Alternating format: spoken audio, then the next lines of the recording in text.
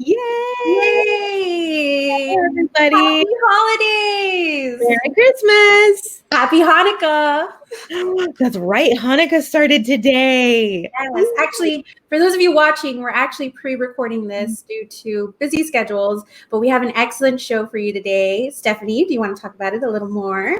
Yes, I'm so excited. We have one of my greatest library friends, one of my favorite people to bounce ideas off of, to go to for advice. She's just an awesome friend. She has a really cool website where she and her wife review food, and she has a really fun life. She's one of the greatest people I'm ever always so glad that I got to meet her. And so today our guest is Nikki Robertson, and we're going to get to pick her mind and ask her questions and talk about all kinds of really cool tech ideas and some tips and tricks that she has for us today. All right. Well, let's go ahead and roll that intro and get this show started.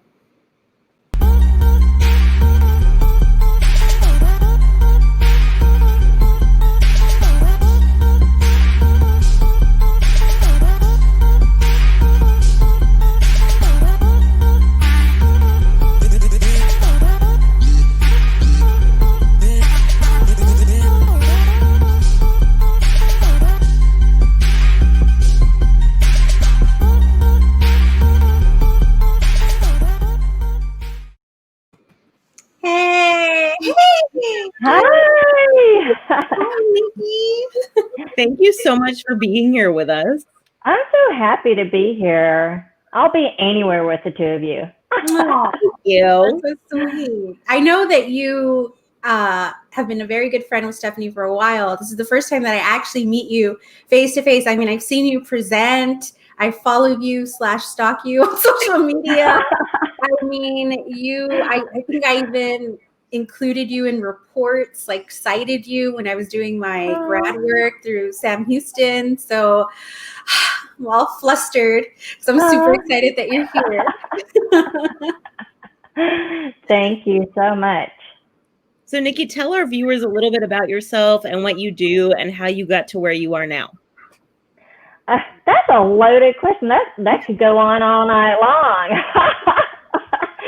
So I'm Nikki Robertson on Twitter and everywhere else at Nikki D Robertson. I started out in 1992 in education.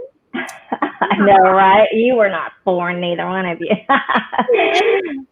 Were you? I was born in 89. Oh, my girls were born in 88.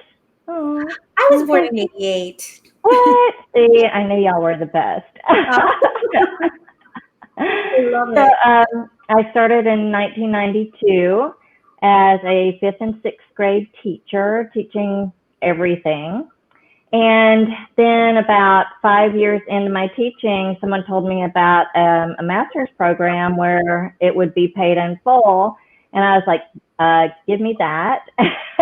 And so I was trying to decide what to take and went into library.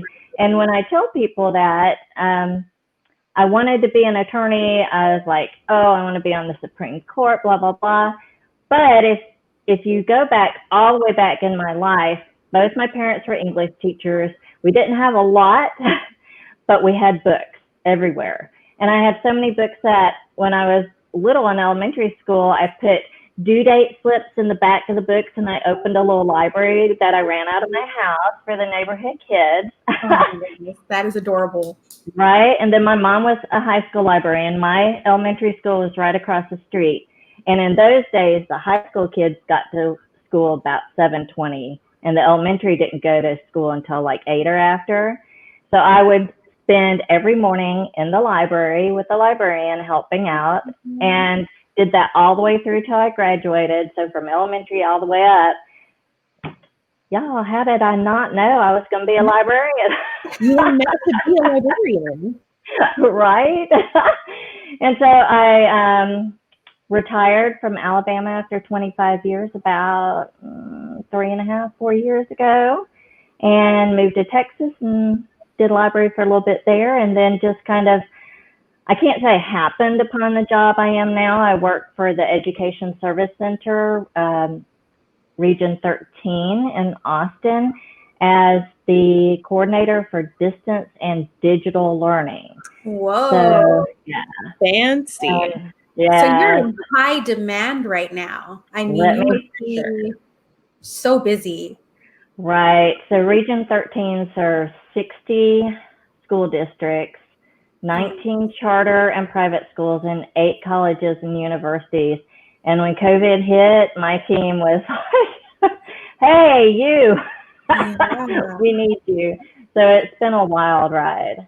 But, so I remember in March, when right before we shut down, Nikki and I were both supposed to go to South by Southwest EDU, and excuse me, we know it got canceled because it's a very international event. It's super cool.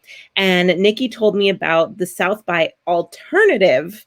That was a 2-day thing that she and one of her friends put on. It was so no, Kyle, no, not Kyle, Carl Hooker. Yes. Carl Hooker is who pulled that together like last minute. Oh, I thought you were a part of putting it together. No, I just went. But I love it. Talking to Nikki about the shutdown, and I was like, we're not gonna shut down.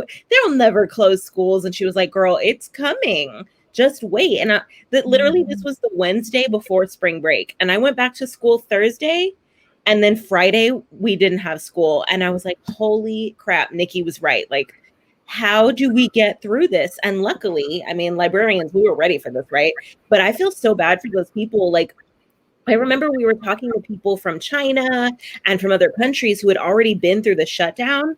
And thankfully, Nikki was already on it. And she was like collecting ideas and already thinking of how she was going to help people through this. And it was just, it's been so cool to work like near you and just kind of like bask in your radiance of awesomeness.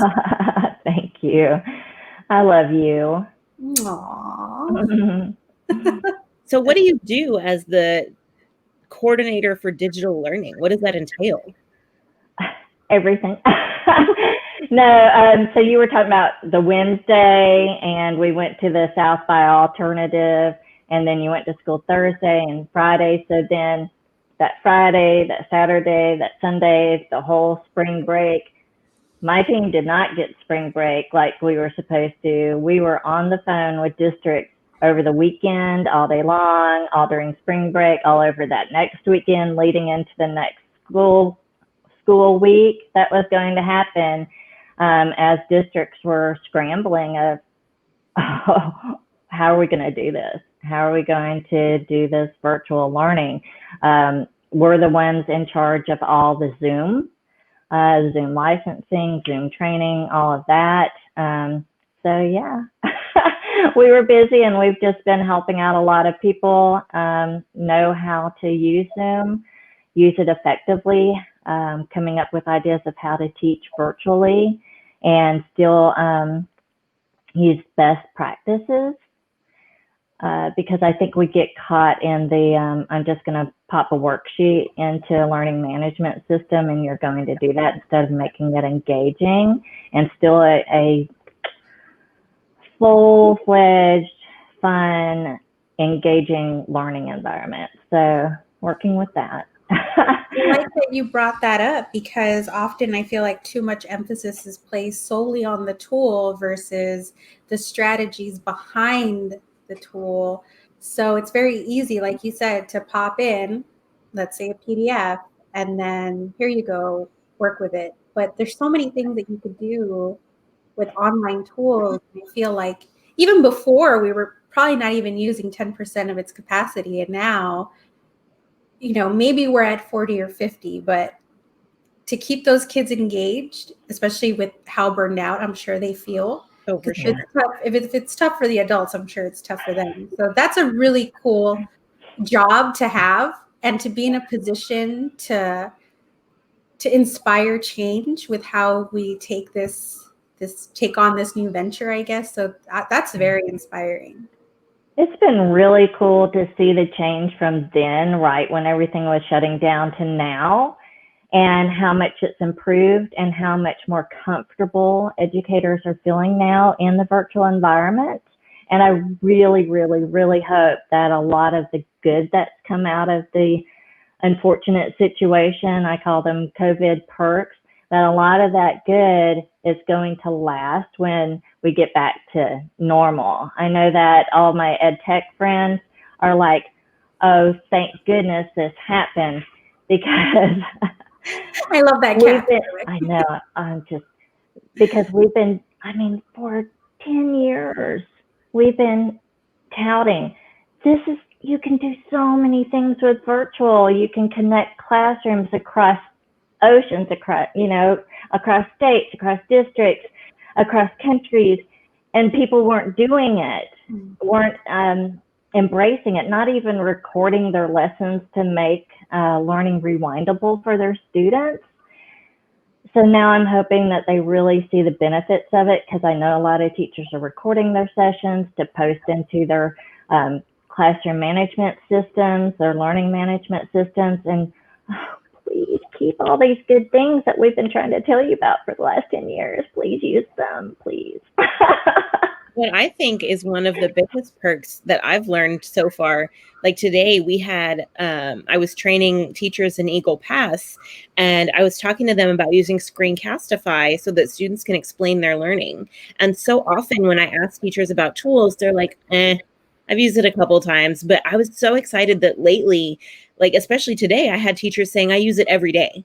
We have to use it, and we use it all the time, and we're pros at this. And I was like, yes, this is what I want to hear. This is what we've been talking about.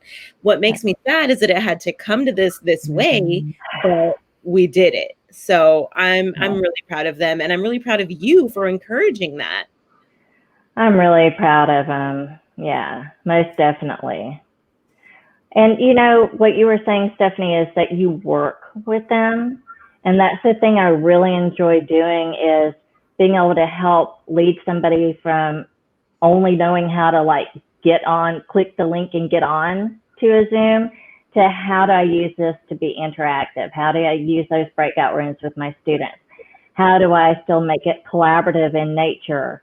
How do I use it in a hybrid situation? How can I have those students at home still working with the kids that are here? And voila, you can do it with the magic of video. Sure, yeah. So what is your favorite part of what you're doing now? I love that I can be creative, that I get to, for instance, right now, what I've been working on, started working on it in September, is I'm creating monthly courses. The title of the workshop series is Integrating Technology and Learning, which, by the way, is my doctorate. I'm like, let's kill two birds with one stone here. But each month a new course drops with a different focus. And so I started out with Iron Chef, that is looking at interactive Google Slides and how you can use those collaboratively. And the last one that I'm still working on, well, not the last one, but the one I'm working on currently is Game On. So gamifying your classroom, how you can do that. And so I'm really excited about every single one of the ones that are coming up and that have been released so far. But the one that dropped in October, everything drops each month. So there was one October, November, one will drop in January, etc.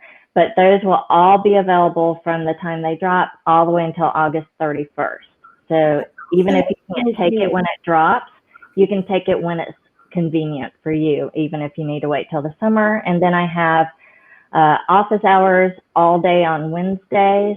But if people need different office hours, they can email me and we can set up custom office hours, because I want to be there with them at the time that they need me to be there for one-on-one if they need that.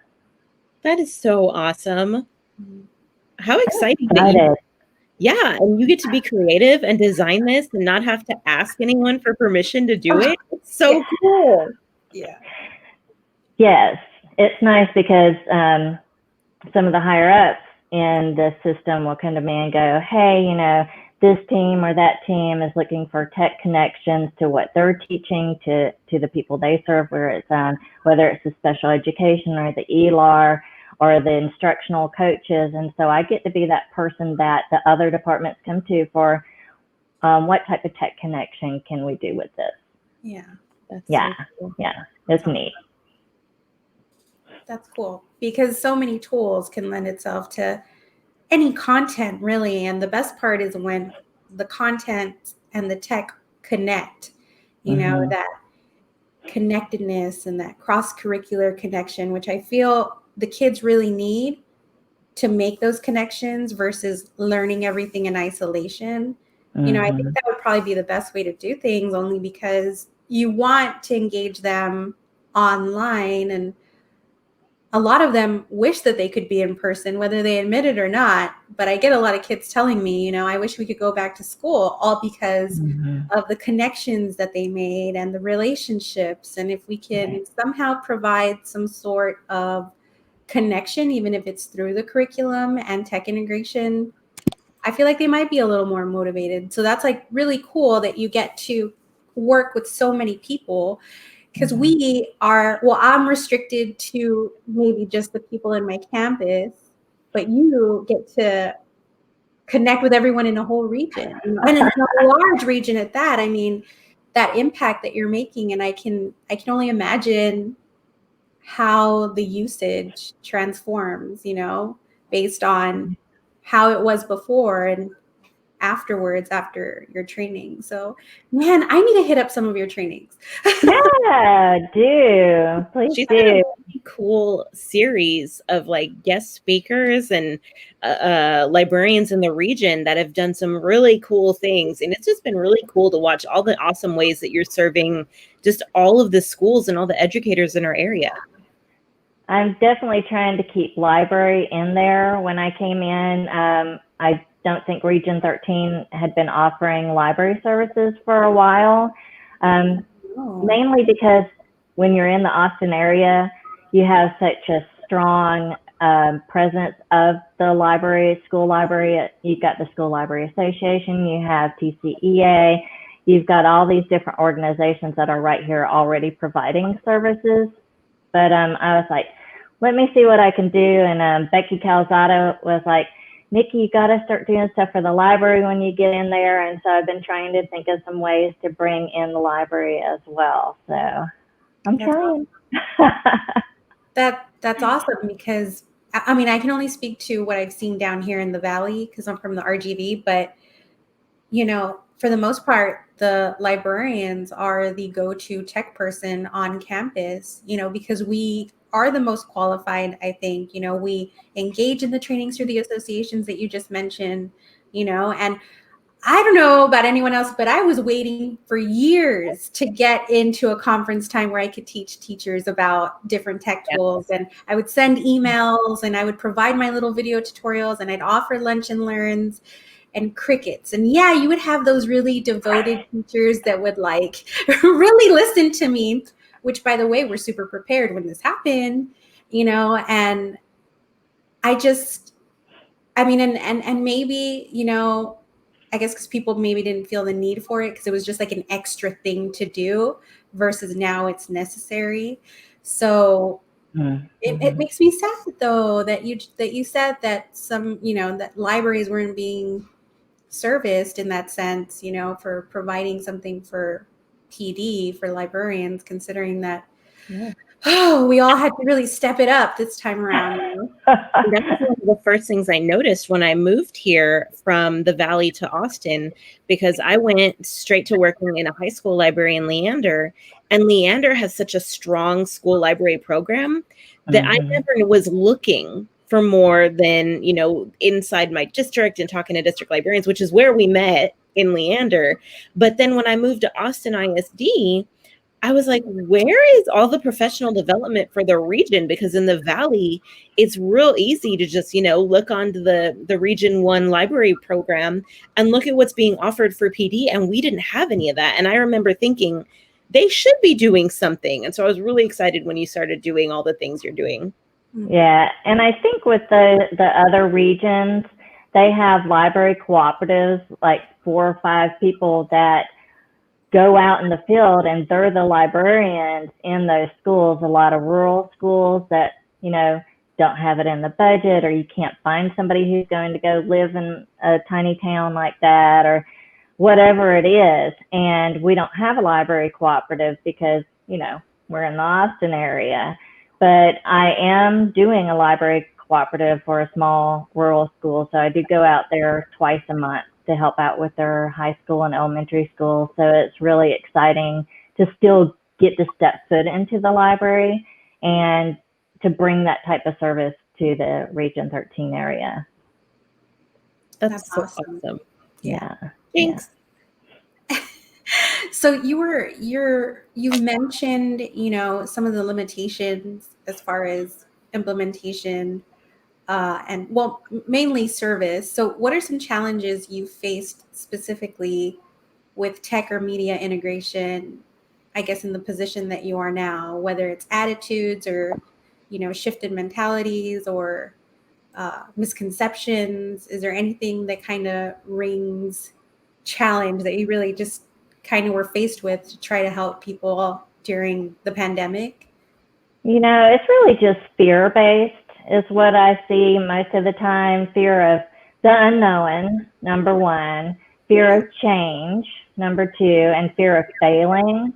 And so what I really love about myself and my team, Tim and Ken, is that we say, okay, yes, you're wanting to do a Zoom webinar, you want to do a Zoom meeting.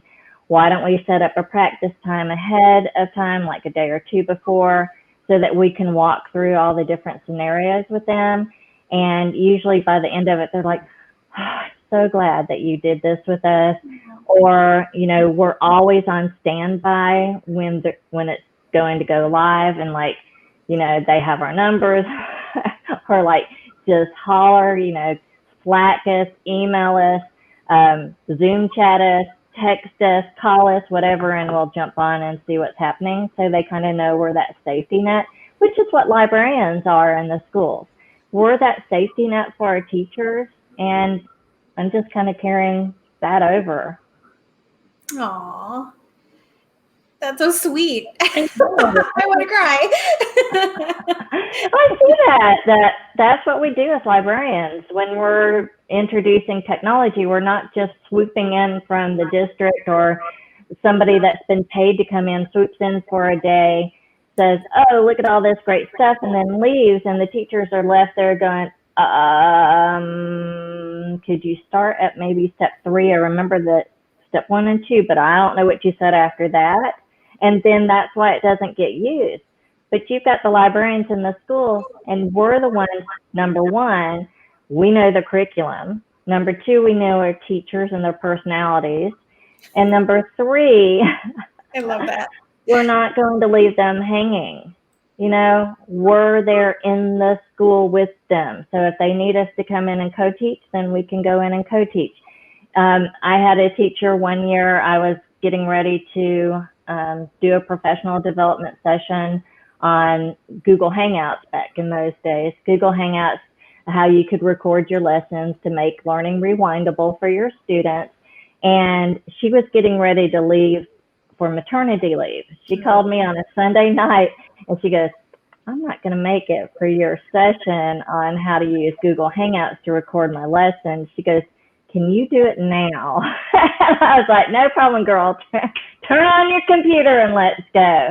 Oh, so then she was able to record her lessons for her kids, because, you know, you can have us up in there, but you, the teacher, you're the one who really knows how to teach your kids and how to get those points across. And so she was really excited that she got to learn how to record her lessons and put that into Google Classroom for her kids to have while she was out on maternity leave. That's amazing. That's awesome. And I feel like lessons like that are even, of course, they're applicable now, but those one of those tools that teachers are going to be able to use forever. And that's one of the things that I hope, like you said, that teachers keep doing, because you know, there's never going to be a time when kids don't want to learn from video. They love using videos for everything. And YouTube, hello. You know, we've been talking about using videos for years. I mean, you were one of the first people to encourage me to do my vlog. And I remember. I did? Yes. I love your vlog because I am horrible at book reviews or book talking. I can't do it at all. And you just are so expert at it. I'm like, I try. It's a talent. But I remember in the beginning, teachers would always be like, I can't believe you want to be on camera and putting yourself on YouTube. And now look, all the teachers have YouTube channels. Everybody's got a place for their house and their videos. Like, I love that. And I hope they keep it up. Can I tell a story about my wife? Yes. Okay, so she got hired as a STEM careers teacher this year, right in the midst of all this, right? And so she had her students doing Flipgrid, which was great, but then she had to respond to them. And she goes, I had to respond on video to the kids? She goes, can't I just text something or type something? I'm like, if you were in the classroom with your children, responding to them, would you stand next to them and text them? Or would you talk to them? And she's like, oh, but I had to be on camera. I'm like, and they see your face when you're in person in the classroom. It's no different. I love that. Right? I love that. Although now you mentioned Flipgrid, and one of the announcements this week was that they did offer the mic option only. The mic option. Yes, I'm so excited about that. I remember when I was still in the school library and when they announced that was coming, I remember literally running into my library the next day and telling my super shy kids, because, you know, you still have those kids who don't want to be on camera. And so they would, you know, they cover it while they sing. And they were so excited. I think that was one of the things that I was sad I didn't get to be in the school library to help, you know, ring out. But whatever. It's exciting to see all these changes that are coming for our kids. Yeah. So let me tell you, because you don't have to have just a mic option. You know who one of my library heroes are that I always mention in every single presentation I do. Shelley? Do you remember? Well, Shelley makes me cry. I guess somebody's home. Quiet. I love it. Not enough training for this dog yet. Andy Plemons. Oh, yes. Hello. I love all things Andy. But every year he does with his second graders where they do a research project where they had to write a persuasive paragraph and they draw a picture. And what he has the kids do to help protect their privacy before the whole mic only thing is they would hold the picture that they had drawn, and on the back of it would be the persuasive paragraph they had written. And so the kids could hold that up over the camera and then read off their persuasive paragraph. I love Andy so much. He has the best ideas. Yeah. And you've been quoting him for your dissertation, haven't you? I haven't yet. Joyce Valenza, I quote a lot. Tom Whitby. Yeah. Joyce Valenza is basically the godmother of librarians. And I've quoted Doug Johnson, who's Blue Skunk blog. He's the godfather of all librarians. So, I love it. I remember when you introduced me to Joyce and I was ready to die. I was like, we're done. I'm good now. I got to meet Joyce. Joyce is everything. She is everything. Yeah. So we've talked about this and how you're sharing tools with other educators. What's your Somebody's home. What's your favorite tool? My favorite tool? Okay. So, you know, I drink the Google Kool-Aid. I'm just like, chug, chug, chug. I love everything Google because it's so collaborative. And I remember when it first came out, I was just like, holy crap, we can share, we can collaborate. You know, I don't have to send this Word version to you, and then you send it to me, and then I look at that version, and it's that back and forth. It blew my mind. I love that. And then I've really fallen in love with experiments with Google. It's one of my late. Have you seen it? Have you played with experiments with Google? Yeah, because you showed me all of the really cool ones at TCEA, but you know which one has been my favorite? The one where you talked about how you can search books and find all these amazing quotes, because I promise you, I've been using that for our doctoral program because you told me you use it for yours. Me too. I'm like, holy crap, I don't know what to do. And I'm like, talk to books, get me a good book. I had one professor go, you have a lot of really great resources, you know, with these books and everything. How do you find all this information? I'm like, I just know it. I just have these books. Yeah.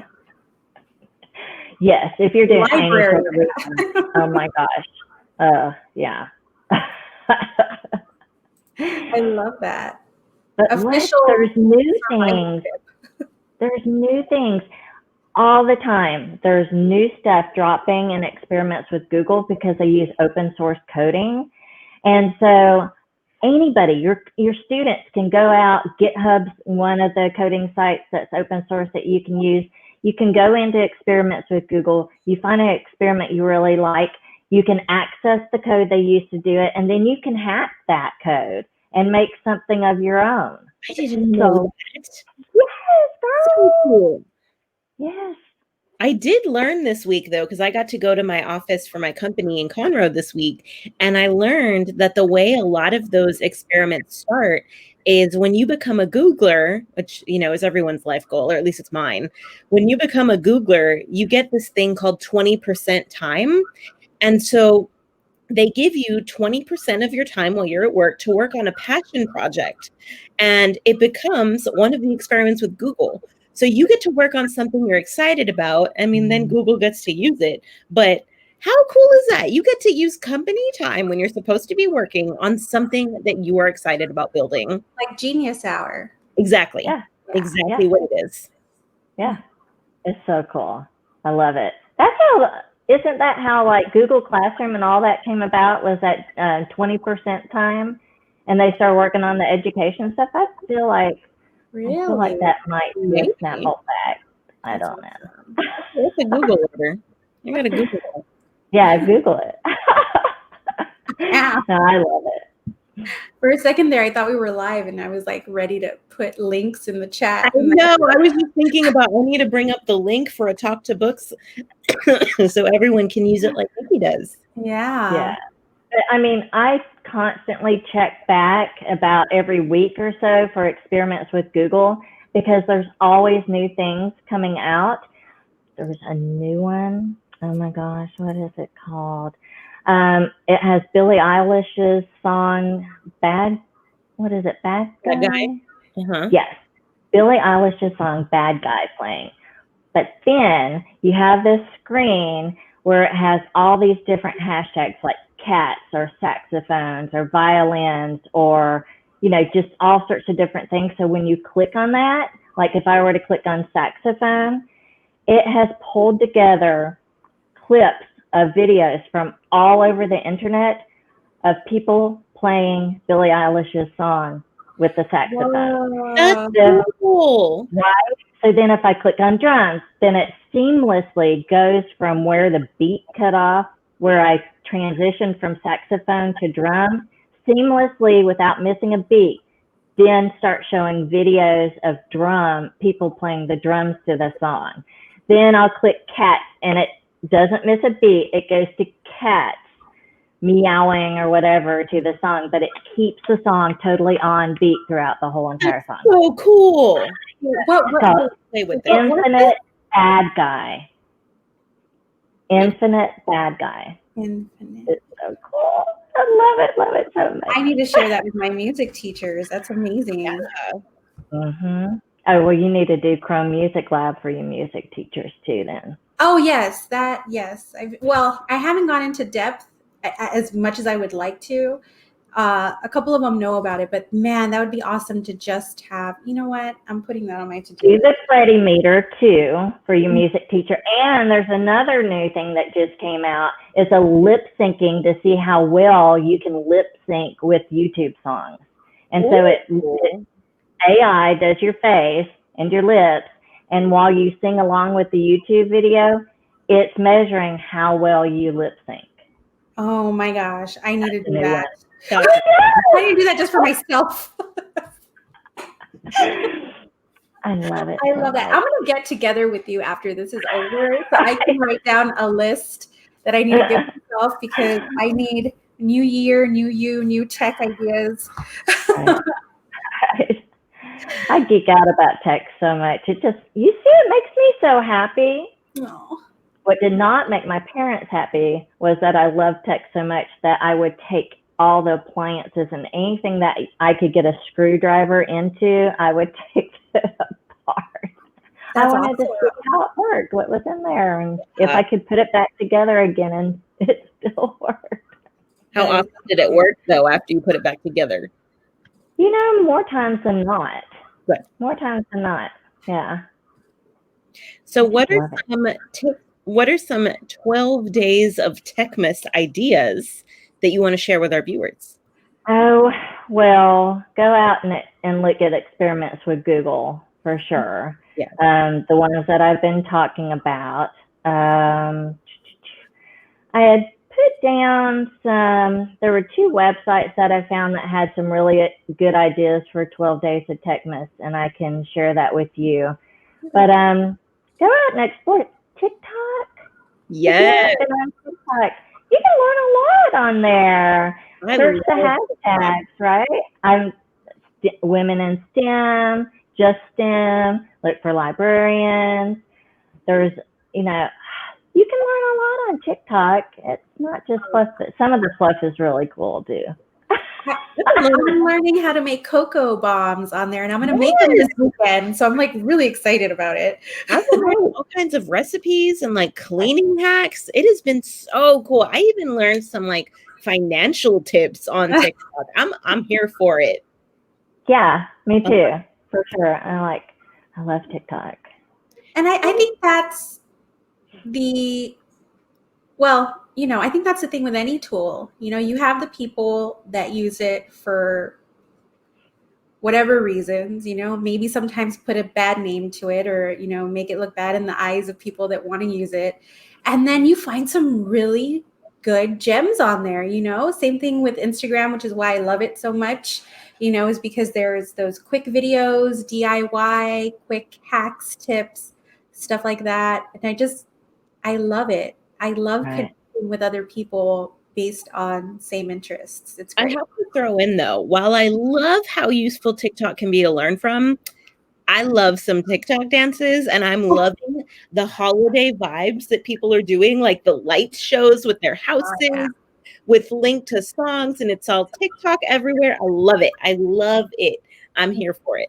It just goes to show how creative people are, maybe they didn't have this tool before to help them fully express their creativity, or maybe they found, a knack for creating and a newfound talent or, this profound experience. And so many of us are at home now. And maybe a silver lining in all this is that it's allowed us to tap into our inner child and allowed us to take the time to reflect and think and create, because we were so busy with our day-to-day and not making enough time to be a kid, and I love that. I love that I'm seeing so many maker videos because it's so inspiring. I love it. I love it. I love where tech is taking us, and I'm so glad you're here, Nikki. I'm having such a great time. This conversation, it's you're right. I mean, technology is just such a wonderful tool and will help us leverage so much. Granted that there are people out there that are willing to foster that love and, not make it into some other, and that's my biggest fear, I think, is it another mandate, Mm-hmm. Can't we do this because we know that what we're doing is right and that it's good for the kids, because at the end of the day, it has to be what the kids are going to want to enjoy, but two, that they're going to want to do and care about. Yeah, exactly. But then, I've heard some students before where they're like, oh, it's another Google slide thing, or I'm doing another thing with Google Draw. And I definitely understand how some teachers can overuse it, but you know what? They're using it where before they weren't. And I'm just excited that we've got more teacher buy-in now than we did before. Yeah. I'm hoping it will stay. If you don't mind, Nikki, I actually I found the links that you were referring to earlier. Fits Between the Shelves was one, right? Sarah, I don't know how to pronounce that. I think it's initials for the school district, Oh, CERES. Oh, okay. There we go. Yeah, that's really neat. So what we'll do is, because we're pre-recording this, we'll have a show notes wakelet, and we'll include the links that you've added there. So if anybody wants to go back, guys, if y'all are watching, Nikki has some amazing 12 days of tech miss ideas that you can implement in your spaces. So I'm looking at this like Body Synth, Crow Music Lab, Hello Morse, Women. Yeah. Oh my gosh. If you want to show artificial intelligence, if you want to show AR, VR, all kinds of other, it's right there and ready for you. That is amazing. Thank you. This is a really great list. Have fun with it. Use some of that at the holidays, like do the Freddie meter at the holidays with your family. See how well you sing as Freddie Mercury. And especially right now, like our teachers are getting ready for their winter break, right? And I remember when I was in the classroom and it was this time of the year, teachers are in survival mode right now. They just want their kids to literally shut up and work, get it done, and let's just make it, okay? But I was always trying to find fun things for them to do that they could still connect a little bit. And I think by using those extensions in the classroom, it'd be so much fun. Like, I would love to go to class and my teacher be like, all right, we're going to pretend to be Freddie Mercury and we're going to do karaoke with it. Like, all right. Yes. Right. It's so much fun. That's great. Yes. Stephanie, do you realize that we missed something at the beginning of our show? Yes, I just realized that we did it. Okay, so Nikki, it's because it's not Wednesday. We're not. I know this week has been super chaotic, and you guys know it's crunch time. We have about another few days. 4 days? I don't know. Another week, at least for me, for holiday break. And right, you're over here for me. We just finished finals. Yes, we did it. So our brains are refreshing. I actually had time to finish the book that I was reading 2 weeks ago on this show. But before we get into that, I just want to say, Nikki, you shared some amazing tips, so inspiring with everything that you're doing, If you don't mind, I am definitely going to contact you. Yes. Did you want me to? Yes. Okay. Yes. There was, okay, guys, whoever's watching, we were fooled. Some kind of sorcery Nikki pulled today on our show. If you guys are out there and you're wondering, okay, how do I make a green screen? Do I need a legit, paint a wall green? Yeah. $100 setup. Yeah, $100 setup. You need to drop money. No, you don't. Nikki, hit it, girl. Right. Those science fair projects. The triboard. I love it. Yes. Guys, green triboard. Y'all saw my messy house. Oh my goodness. So VR. I love how I can't get it back on my chair. I'm so sorry. Then all you got to do is line it up and hold it with your back and try not to move. That's so cool. That triboard. Trifold. I mean, oh my gosh, I have so many in the library. It's like not even funny how many I have, because we use them for testing and they end up ordering more, and then I end up with an overabundance. So kids come to me like, do you have an extra poster? I'm like, shh, don't tell anybody that I'm giving you one. Just get a light green one of the brighter green ones. And got you. There you go. That's all you need. And a common school supply that can be used to really like liven up your background. I mean, you have your holiday background. I mean, whether you're celebrating Christmas, Hanukkah, Kwanzaa, you got something in it for everybody. Oh, I love it. One other cheap trick I just learned at an ed camp this past weekend, virtual ed camp. Ooh. Those the plastic like picnic throwaway plates. Oh yes. Mm-hmm. dry erase board. Oh, that's smart. What the heck? I was like, are you kidding me? But yeah, you can just pass those out to your kids. Dry erase board. I love that. That's awesome. Yeah. And you know what? I love being thrifty, right? But what I like to stress is in no way does that mean don't fund education, right?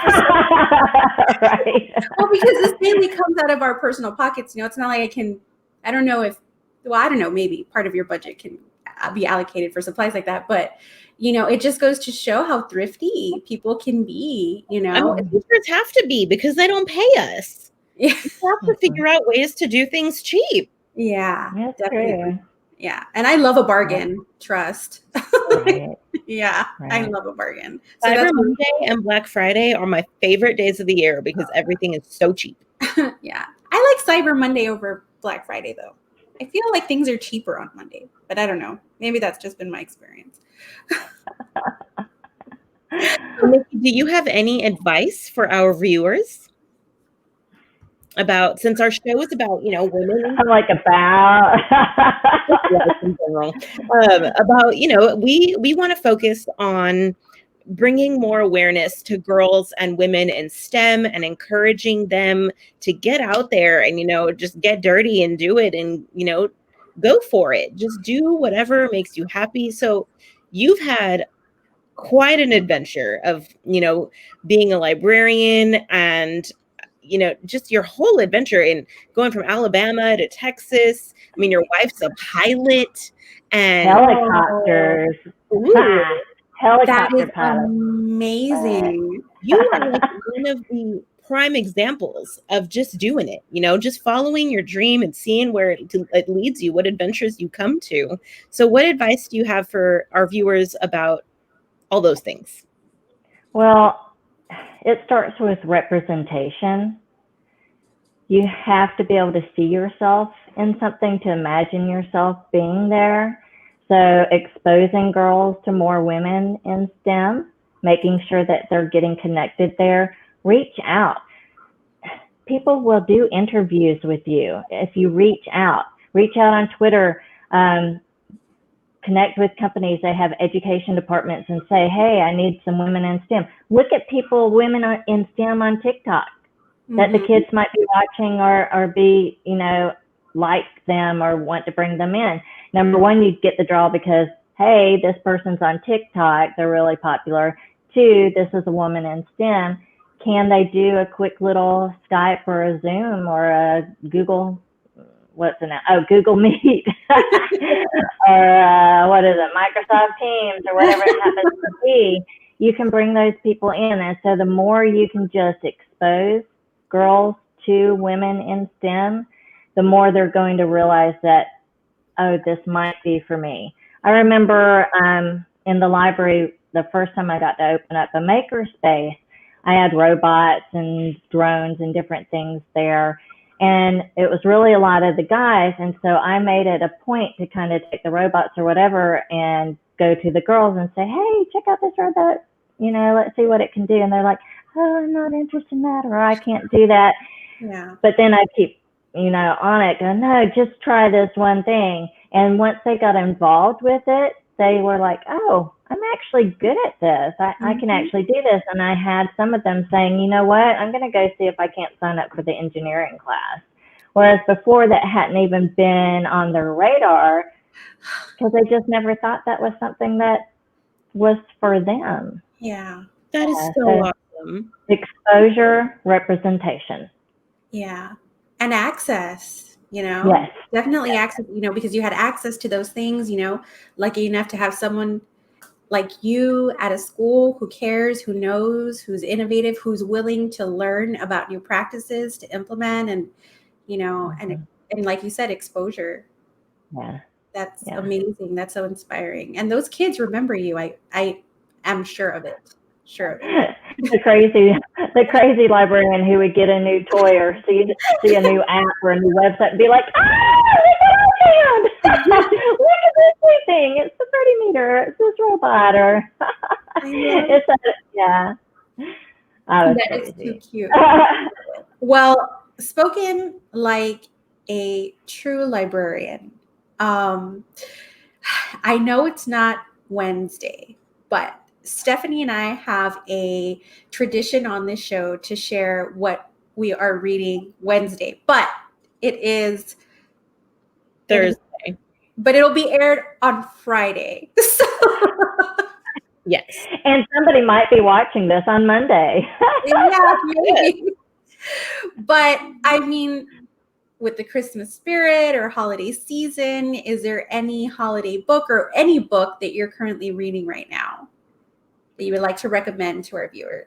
Oh, I just finished reading The Sentinel by Lee Child, which is a Jack Reacher book. I love Jack Reacher so much. Tom Cruise, not Jack Reacher is all I have to say. Jack Reacher is very personal to me. I'm in love with him a little bit. He's a fictional character, but it doesn't matter. That's kind of a fluff thing that I really love reading. But the next thing up is The Promised Land by Barack Obama. Yeah, my husband's been wanting to read it, and I have to tell him I haven't read it myself, but that's definitely on my TBR. I have the audio book on hold from the Austin Public Library, and it's probably going to take me like a year to get it, but the Michelle Obama audiobook was just fantastic. I can't imagine how good his is going to be. I have Audible, so I have the book purchased already, but that one over there is listening to it first, so I have to wait. But I hope I don't cry as much with the Obama book as I did with Michelle, because just hearing her voice and hearing her say certain things, I'd be like, look, I'm already getting watery-eyed thinking about it. I agree. I mean, I have Audible, but I'm already out of credits for, But her book is just, so good, so inspirational. But I can't wait to read that one. It's going to be good, I think. Well, I just finished Addie LaRue and just put my vlog review up of it today. So if you out there, you people are watching it, go to my YouTube channel, Lispy Librarian, and I just reviewed The Invisible Life of Addie LaRue, and it is amazing. One of my favorite books of all time now. I've already got an Addie tattoo ready and lined up to go. Yeah, it was just definitely one of the best books I've ever read. It's a simple romance while at the same time being very complex. It's more than just a love story, though. It is. And it's a story of perseverance and leaving your mark on the world in ways that you didn't think were possible. And that's what I loved so much about it, is how, so Addie's thing is she's going to live forever. She can live forever. She has the ability, but no one is going to remember her because she can't say her name. And if you are like having a conversation with her and then you turn around, when you turn around, you don't remember who she is. You're like, who is this person I'm looking at? Yeah. So at the point of present day in the book, which is 2014, she is 323, has lived from 1700, was raised in a tiny little village in France, and is now in 2014 in New York. And she talks about how she's seen the world change. Like she's seen railroads and movies and music and art and just the whole world change. And she's always thought like, I'm never going to leave a mark. But what she doesn't realize is that she's influencing artists and music and sculptures. And it's, so good. But then she meets someone. Yeah, she meets someone who remembers her. And oh my goodness, it just, so I want to read it. It's good. It's good. And, and I wasn't disappointed with the ending, which was my biggest. No. I feel like I think the ending was amazing. Yeah. I felt like I had closure, I felt like the characters were validated in a sense, you really, and then look at the cover, guys. Yes. But my favorite part of it at the end is it gets a little meta on you. And I love when a book talks about being a book. Yes. And it's so cool. It's just the best ending I've read in a long time. It's really great. It's really great. I finished Addie, and now I am reading the second book in the American Royals series, Majesty. I just started that one, and I just got my book of the month in a Holidays by Christina Loren. This one is an adult romance, so this one is not a YA. Majesty is YA. I read their book, The Unhoneymooners, last summer, and my only complaint so Christina Loren is not one person, they're two besties who write books together. Their things are a little lacking, just all I have to say. But other than that, their stories are so good and they're funny. So I'm excited to read this one. And then Karina and I have a holiday book club that we're getting ready to do. We're going to read a couple books that we'll be announcing so everyone can read with us. Yeah. Yeah. What are you reading? Well, I just finished Addie. I downloaded Holidays actually, and then the one that we're getting ready to read. Oh, I forgot what it's called already. But anyway, I have it. So, what is it called? 12? No. All I Want for Christmas. All I Want for Christmas. There we go. So Stephanie and I have this annual tradition for Christmas where we buy the book for each other and then we read it together. And it's like our little stocking stuffer. We've been doing this. I think this is our 5th year. The first year was, I don't know, we've read Together at Midnight, What Light. It was the first one. Holly Chase. Oh, the terrible one last year, Pride and Prejudice. Pride and Mistletoe. I liked it. Well, yeah, so I think this is our 5th year doing this. And I don't know. I just love it because if you have somebody out there who's your bestie or just like whether it's a sibling, a best friend, you know, I would highly recommend reading a holiday book together. It doesn't necessarily have to be romance, you know, or doesn't necessarily have to be holiday related. Just something that you all could share together, you know, on a Christmas day and snuggle up with your cozy socks and read and talk about it. And a hot toddy. Yeah. What a great tradition. I love that. Yeah. Honestly, I have to tell you, Nikki, it is my favorite time of the year. I look forward to Christmas because of the tradition that Stephanie and I have. Oh, she's getting ready for this like in October. She's looking at what Christmas books are coming out and she's like, I found them. Let's ready, start picking your book. And I'm like, boo, we're not even through Halloween yet. Oh, that's true. That is so true. I totally forgot about that. Yeah, I've been texting her since October. Which one are we reading? I need to know. She's like, calm down, girl. You're a little thirsty. Oh my gosh. No, it's just I love Stephanie so much. Well, for everything. And you're coming to visit me next week. I'm so excited to see you. I am on I can't say the date. I can't say the date because it's a surprise. That's true. It's a surprise. Our followers will find out, though. You know, we're all over Instagram and TikTok. They'll find out. Everyone will find out together. No, yeah. I'm actually really excited. We're going for work purposes. And it's totally work purposes. It's a surprise, Stephanie. Be quiet. You're not even supposed to go. Oh gosh. Anyway. All right.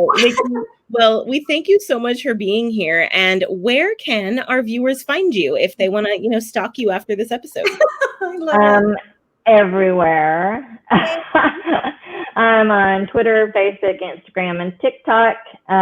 Most of it is at Nikki D. Robertson. I've given you guys the information. I just started doing TikTok, which my focus is experiments with Google. Yay! I love that. All of those into the Wakelet, the show notes Wakelet that we're going to make. Yeah. So we'll put them all there so people can find you. Very cool. We'll definitely put all your links there. The links that you suggested for 12 Days of Techmas, your social media handles, and just thank you so much, Nikki, for being on it. We're so honored and humbled that you agreed to do this. We're so excited that you're able to celebrate our first holiday special. Yes. Yeah, when we were trying to plan this, Stephanie was like, Nikki. It's gotta be Nikki. It has All to. right, girl, let's do it. Nikki Yeah. or nothing. I want to thank y'all for focusing on women in STEM. I cannot wait for your next episode where you're with a biomedical. Yes. Yes, Dr. Corey will be Dr. Corey. January 9th, January 6th. January 6th. Yeah, on a Wednesday, January 6th. Hopefully, if all goes well at this point, we're really just planning day to day, with everything going on. But Dr. Corey, which you can follow her on Instagram and I believe on Twitter also at Dr. Corey. She's a biomedical engineer. I believe she just received her PhD recently and she's like doing postdoc work. And man, just the stuff that she posts, it's so inspiring. She's definitely an advocate for women in STEM. And when I came across her page, I was like, we need her on the show. We need her on the show. She is the epitome of just amazingness.